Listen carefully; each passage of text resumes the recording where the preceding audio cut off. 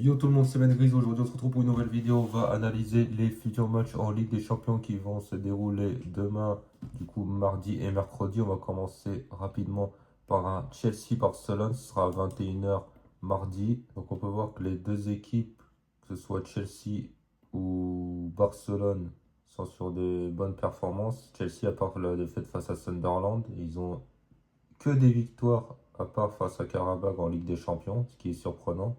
C'est peut-être ce match qui me fait dire qu'ils vont flopper face au Barça. Côté Barça, ils reviennent bien, ils sont en Liga. J'avais dit qu'ils allaient revenir à égalité de points du Real Madrid, c'est ce qu'ils ont fait. Le Real a échoué derrière, bref. Mais dans ce match, ce sera à domicile, donc ce sera à Chelsea, ce sera à Londres. Vous voyez, les cotes, elles sont serrées. En termes de classement, Chelsea et Barcelone sont juste côte à côte, ils sont 11e et 12e. Dans la forme du moment, je pense que Barcelone va s'imposer. Je vois pas comment Barcelone. Enfin, il est possible que Barcelone fasse un contre-performance. Mais dans ce match, en fait, je vois pas Chelsea battre le Barça, sincèrement. Je vois vraiment pas Chelsea battre le Barça. Après, le truc, c'est que c'est à Londres. Le Barça, ils ont réussi à s'imposer à Newcastle, ce qui n'est pas chose qui n'est pas facile. Je pense que le Barça va quand même s'imposer, mais un but ou deux buts. Et je pense pas que Chelsea va s'imposer, donc moi je miserais sur une victoire du Barça.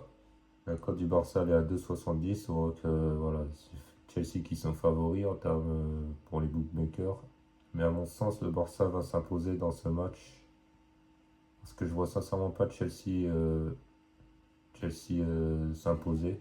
Moi je pense qu'il y aura les deux équipes qui vont marquer, comme c'est marqué là en fait.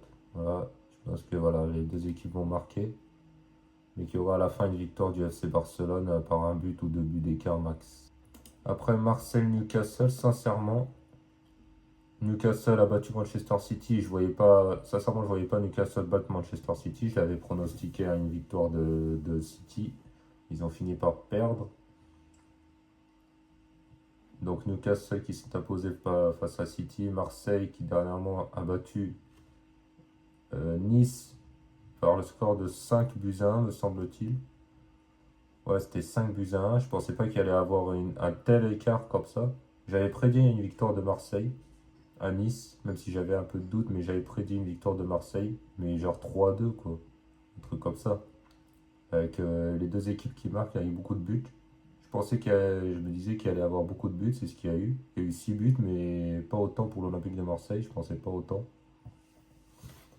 Après Nice, ils sont pas en forme en ce moment, enfin Nice c'est pas ouf en ce moment. Mais moi je pense dans ce match Marseille, je suis désolé mais je pense que l'Olympique de Marseille va s'incliner encore une fois. Je vois pas l'Olympique de Marseille s'imposer. Newcastle, sachant que Newcastle est 6e du classement, juste derrière le PSG, à égalité de points avec le PSG, avec le Real, avec Liverpool, Galatasaray, etc. Marseille est 25e. Moi, je vois encore une défaite de l'Olympique de Marseille avec une victoire de Newcastle. La cote, elle est à 2,42 pour Newcastle et à 2,85. Donc Newcastle est favori, ils partent favoris. Moi, je pense que Newcastle va s'imposer. Moi, je dirais une victoire de Newcastle face à l'Olympique de Marseille. Là, on rentre dans un grand match. Arsenal-Bayern Munich. À l'Emirates, je pensais que c'était à Munich, mais au final, non, c'est à Arsenal. J'avais prédit dernièrement une victoire d'Arsenal face à Tottenham.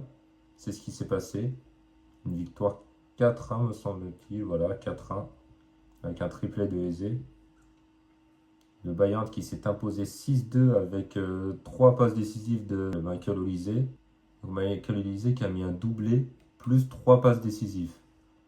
Face à Fribourg, ils ont été menés 2-0 et ils se sont réveillés grâce à Michael Olise qui est en excellente forme en ce moment. Mais du côté d'Arsenal, moi je pense qu'Arsenal Moi, je pense qu'Arsenal va s'imposer. Parce que je vois plus Arsenal à l'Emirates s'imposer. Moi, je dirais soit une victoire d'Arsenal, soit un match nul.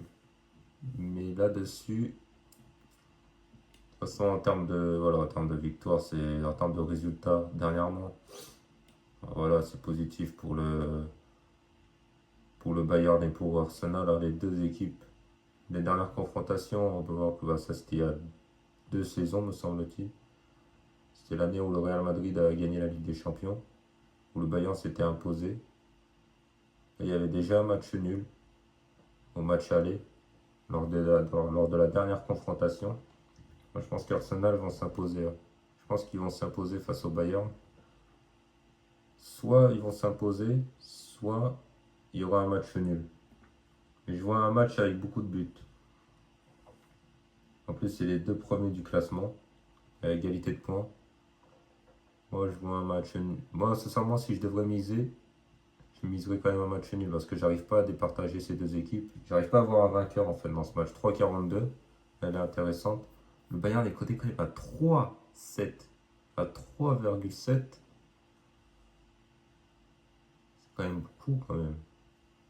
Pour une équipe comme le Bayern, on m'aurait dit 2,40, 2,50, mais 3,7. C'est élevé à mon sens. Moi, je dirais le match nul. Moi, je partirais sur un match nul. Je vois pas les deux équipes. Après, ça peut se jouer sur un corner, sur un coup franc, sur un penalty, sur une erreur défensive dans les dernières minutes. Ça peut se jouer sur quelque chose comme ça. Mais je pense que dans ce match, il y aura un match nul. 3,42, elle est à tenter. Arsenal qui est en forme et le Bayern aussi, qui viennent de taper Fribourg 6-2 avec un Michael Olise exceptionnel, Arsenal avec un triplé de Eze. Bon, je pense en plus c'est à l'Emirates, c'est à Londres, donc c'est ça qui me fait dire que le Bayern ne va pas s'imposer, à mon sens. Donc moi je dirais quand même un match nul. Match nul entre le Bayern et Arsenal. Inter Atlético Madrid, donc Atlético Madrid Inter à Madrid. Dernièrement, je pense que c'est l'Atlético qui s'était imposé dernièrement entre l'Atlético, voilà, entre l'Atlético et l'Inter. Donc ça c'était en amical. En Ligue des Champions, c'était en 2024, je me rappelle, au tir au but, l'Atlético s'était imposé. C'était en huitième de finale où l'Atlético avait éliminé l'Inter. L'Atlético Madrid qui sont sur une, 2, 3, 4, 5 victoires d'affilée. Mais en Ligue des Champions, alors il y a cette victoire face à l'Union Saint-Gilloise, mais il y a cette défaite 4-0. Il y a cette défaite 4-0 face à Arsenal. Derrière, l'Inter qui viennent de perdre contre la Milan, où j'avais misé un match nul, ça s'est joué à un but. Et sur un penalty de Çalhanoğlu qui a raté le penalty face à McMahon. Sinon, derrière, il y avait une défaite contre Naples.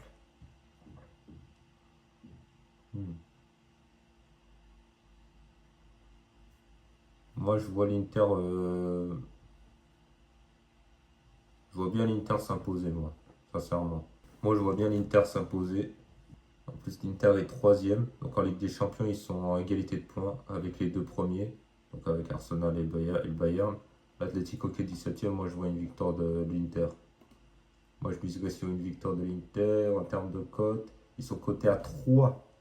Ouh, là, elle est à tenter celle-là. Celle-là, là, elle est à tenter. Là. Cote à 3, là, là ça devient intéressant. Cote à 3, c'est ultra intéressant. Donc moi je mise sur une victoire de l'Inter. PSG Tottenham, donc le Paris Saint-Germain qui s'est incliné dernièrement au Parc des Princes face au Bayern Munich, j'y étais en plus, va affronter Tottenham, l'équipe qu'on a affrontée en Super Coupe d'Europe. Donc avait fait match nul de partout et était parti au tir au but et avait remporté cette Super Coupe d'Europe. Tottenham dernièrement qui vient de prendre un score face à Arsenal 4-1. Sincèrement, je ne vois pas comment le PSG ne peut pas s'imposer dans ce match. Face à Tottenham, 5e du classement pour le PSG, 10e du classement pour Tottenham. Je vois pas comment le PSG ne peut pas s'imposer. Donc moi, surtout après une défaite face au Bayern, au Parc des Princes, malgré les blessés encore une fois, c'est vrai que le PSG n'est pas exceptionnel en ce moment.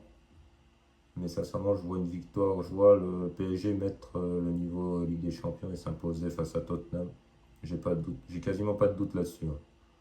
Moi, j'ai quasiment pas de doute là-dessus. Voilà, la cote elle est à 1,38 pour le PSG, donc elle est à 7,50 pour Tottenham, donc la PSG est largement favori.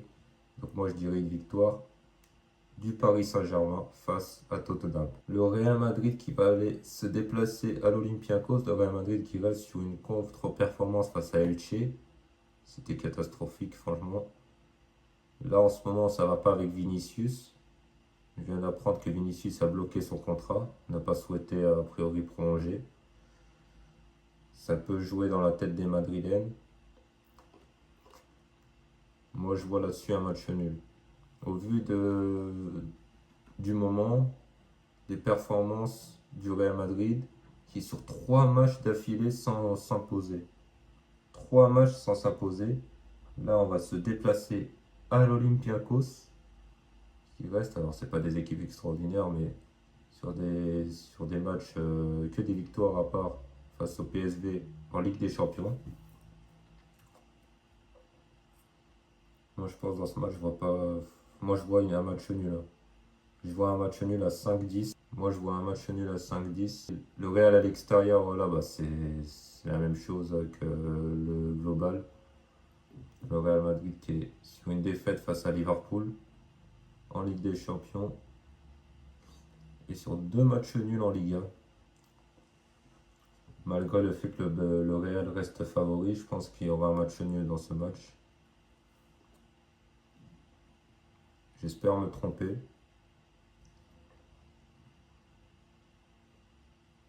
Olympiakos qui est quand même 31e du classement et le Real 7e. Mais en vue de la forme du moment du Real, le fait qu'il y a des problèmes avec Vinicius, on voit le match d'hier contre Elche, le match contre Liverpool, où Liverpool aurait pu s'imposer sans Thibaut Courtois, Liverpool aurait pu s'imposer plus largement. Donc soit un match nul, soit une victoire du Real, mais avec un Kylian Mbappé. Ça peut se jouer sur un but de Mbappé qui peut débloquer la situation.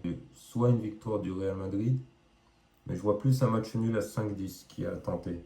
Je vois plus un match nul à 5-10 pour ce match entre l'Olympiakos et le Real Madrid. Et voilà, la vidéo est terminée. J'espère que vous avez apprécié la vidéo. Si vous l'avez appréciée, bien évidemment, vous likez, vous commentez, vous partagez. Sur ce, je vous dis à plus tard pour une prochaine vidéo.